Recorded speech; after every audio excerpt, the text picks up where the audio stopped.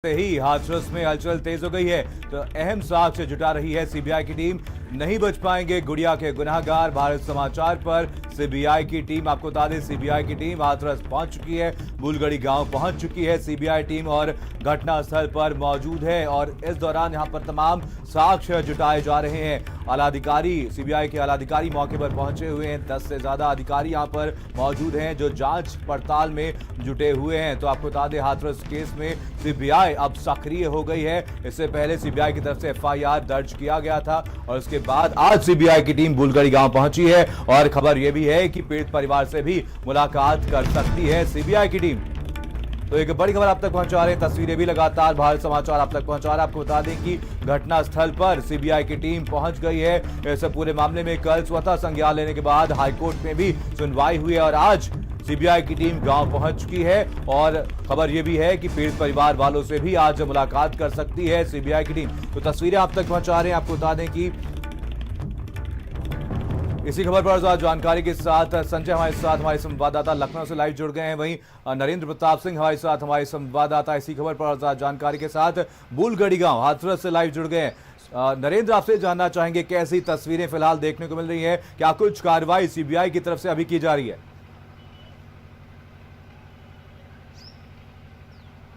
देखिए, सीबीआई की टीम में जो डिप्टी एसपी है सीमा पाहूजा, उनके नेतृत्व में ये टीम पहुंची हुई है और जो टीम के बाकी सदस्य हैं उनके अलावा जो फॉरेंसिक एक्सपर्ट हैं वो भी साथ में हैं।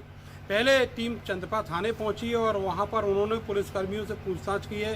थानेदार जो है उनसे बातचीत हुई है और इस मामले के जो विवेचक हैं उनसे बातचीत हुई है।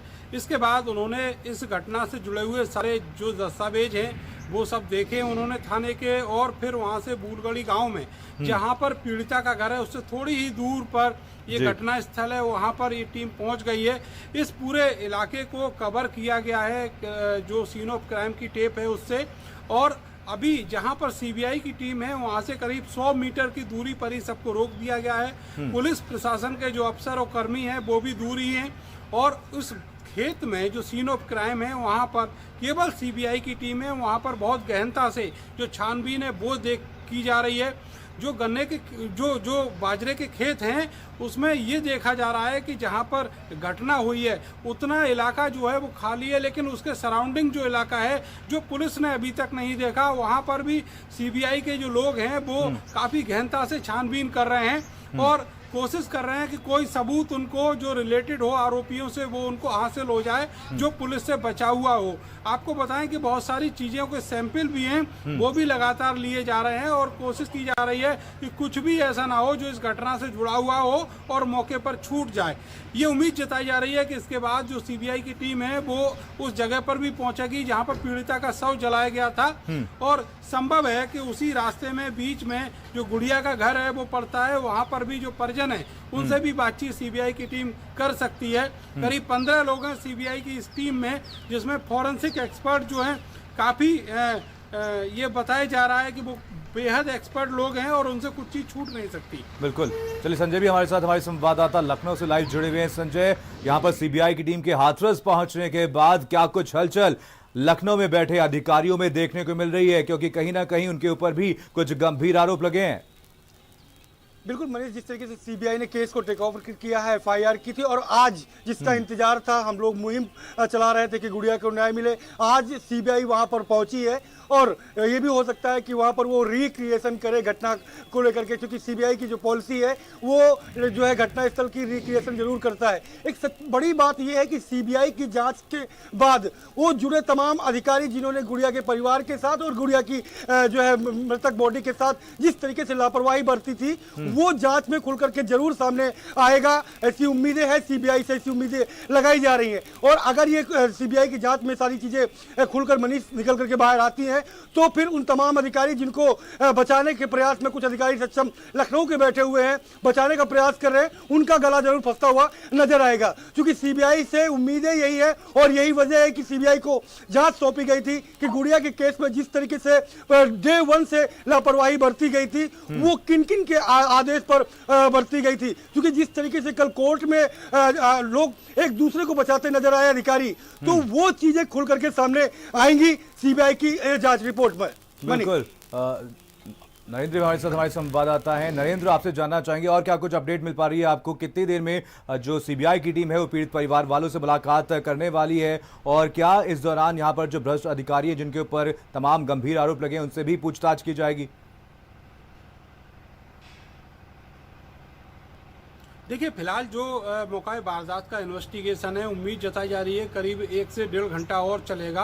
और जहां तक बात होगी जो लापरवाह अफसर हैं उनकी, तो आप ये जान लीजिए कि इसमें कोई बचने वाला नहीं है। खास करके जो पुलिस के अफसर हैं, जो थाने के अफसर हैं, उनके खिलाफ बड़ी कार्रवाई होगी। क्योंकि जब पीड़िता का जो पहला बयान आया था इस घटना के तुरंत बाद, जब वो हाथरस में ही थी, तभी उसने कहा था कि उसके साथ जबरदस्ती हुई है। लेकिन इसके बावजूद भी जो पुलिस है उसने उस मामले में ना तो पीड़िता का मेडिकल परीक्षण कराया और ना ही ये जो धाराएं थी वो ठीक से लगाई। तो शुरुआत से ही लापरवाही बरती गई है। और पुलिस ने जो 8 दिन बाद गैंगरेप की धारा बढ़ाई, वो मीडिया की रिपोर्ट के बाद, जो 161 का बयान लिया उसके बाद बढ़ाई। तो समझा जा सकता है कि जो मंशा थी पुलिस की, वो पीड़िता को इंसाफ देने की शुरू से ही नहीं थी। जबकि मामला बेहद गंभीर था, पीड़िता की हालत ऐसी नहीं थी कि उसको किसी भी तरीके से अवॉइड किया जा सके, उसको इग्नोर किया जा सके। तो ऐसे हालत में जो सरकार ये कहती है कि बेटी बचाओ बेटी बढ़ाओ, महिलाओं की सुरक्षा का दावा करती है, उस सरकार के राज की जो पुलिस है वो इतनी गैर संवेदनशील हो गई और उसने जो पीड़िता का मेडिकल परीक्षण था वो तक नहीं कराया। और बाद में 8 दिन बाद गैंगरेप की धारा बढ़ाई जाती है। वो बात अलग है कि जो आरोपी थे, शुरुआत के 1-2 आरोपी पकड़े गए, लेकिन जो बाकी आरोपी थे उनको पकड़ने में भी पुलिस ने कोई कोशिश नहीं की। तो ये पूरा एक ब्लंडर केस है और इसमें पुलिस के लेवल से बड़ी खामियां रही हैं, जिनका खामियाजा जो है अब जो पुलिस के अधिकारी हैं, चाहे वो एसपी साहब हों, एएसपी साहब हों, सीओ हों या थानेदार हों, सबको भुगतना पड़ेगा। इन्वेस्टिगेटिंग ऑफिसर जो भी रहे हैं इस मामले के, उन्होंने एक बहुत गंभीर चूक ये की कि उन्होंने जो एएमयू की फॉरेंसिक ओपिनियन थी वो भी उन्होंने लीक कर दी, केवल इसलिए कि परिवार को निशाना बनाया जाए। तो ये सब खामियां इस तरह की हैं कि जो अपराध में, कानून में कहीं इस तरीके का कोई पार्डन नहीं है। निश्चित तौर पर इसमें एक एक चीज का जो पारदर्शिता है वो सीबीआई लेकर आएगी और जो इन्वेस्टिगेशन है वो बहुत फेयर होगी, ये भी उम्मीद रखनी चाहिए। परिवार पूरा विश्वास रखे हुए है, बस इतनी उम्मीद कर रहा है परिवार कि अगर कोर्ट इसको अपनी मॉनिटरिंग में कराता है तो निश्चित तौर पर जो अधिकारी इसमें फंस रहे हैं उनका किसी तरीके का कोई दबाव किसी एंगल से सीबीआई के ऊपर नहीं रहेगा। तो जो पारदर्शिता है वो और ज्यादा अच्छी हो जाएगी। बिल्कुल संजय, यहाँ पर हाथरस में सीबीआई की टीम पहुंच चुकी है। लखनऊ कब पहुंचेगी सीबीआई की टीम? कब उन अधिकारियों से पूछताछ की जाएगी जिनके कहने पर रात के 2:30 बजे शव को जला दिया गया? बिल्कुल मनीष, लखनऊ में भी खलबली है क्योंकि सीबीआई इस जो है घटना से जुड़े हर एक अधिकारी से पूछताछ करेगी, क्योंकि जिनका संबंध इस घटना से था, जिनके कंधों पर इस प्रदेश की बड़ी जिम्मेदारी है, उनसे भी पूछताछ होगी। और जिस तरीके से सीबीआई का 15 सदस्यीय दल फोरेंसिक एक्सपर्ट के साथ वहां पर पहुंचा हुआ है, वहां की जांच पूरी करने के बाद उम्मीद है कि पीड़ित परिवार के बयान जरूर सबसे पहले लिए जाएंगे। उसके बाद ये सीबीआई खुद तय करेगी कि अब जो बड़े अधिकारी, आला अधिकारी हैं, उनसे कब पूछताछ की जाए। और लेकिन अभी ये माना जा रहा है कि करीब करीब 3 से 4 दिन का वक्त लग सकता है उन्हें लखनऊ के अधिकारियों से पूछताछ करने में, क्योंकि ग्राउंड जीरो से जिस तरीके से लापरवाही हुई, वहां के स्थानीय जो है एसएचओ से लेकर के और बड़े अधिकारियों तक, उनसे पूछताछ कड़ाई से की जाएगी। और जिस तरीके से लापरवाही के साथ साथ पीड़ित परिवार को बदनाम करने की साजिश रची गई, वो क्यों करी गई, उस पर भी बयान लिए जाएंगे। और उसके बाद ये टीम लखनऊ के आला अफसरान की जो है तक जरूर पहुंचेगी जांच, और यहाँ उनसे पूछताछ होगी कि आखिरकार ये पूरी घटनाक्रम को जो अंजाम दिया गया, किस कारण से अंजाम दिया गया, किसके आदेश से, क्योंकि कोर्ट में संजय और नरेंद्र, आप दोनों नजर बनाए रखिए, आप दोनों से अपडेट लेते रहेंगे। फिलहाल तमाम जानकारी के लिए आप दोनों का बहुत बहुत धन्यवाद। बढ़ेंगे हमारी